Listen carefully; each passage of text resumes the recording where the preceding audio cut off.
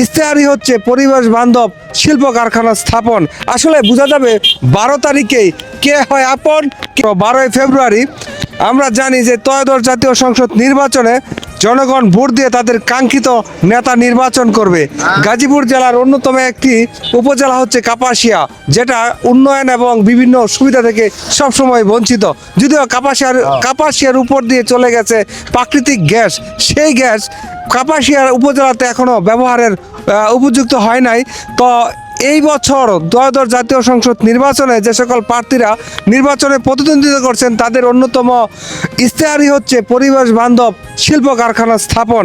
আসলে বোঝা যাবে 12 তারিখেই কে হয় আপন কে হয় পর, অর্থাৎ 12 তারিখেই নির্ধারিত হবে এই কাপাসিয়ার উপজেলার জনগণ জাতীয় সংসদে কাকে পাঠাচ্ছেন। এই শীতললক্ষা নদীর উপর নির্মিত এই সেতুটি এই কাপাসিয়া এবং গাজীপুরের মধ্যে যোগাযোগের ক্ষেত্রে গুরুত্বপূর্ণ ভূমিকা পালন করছে। নদীর ওই পার রয়েছে 11টি ইউনিয়ন এবং শীতললক্ষা নদীর ওই পার কাপাসিয়ার 3টি ইউনিয়ন। আসলে 12 তারিখে কে কোন প্রার্থী তাদের কথার জলকে কাটতে পারে নয়ন, সেই দৃশ্যটাই আমরা 12 তারিখে দেখব।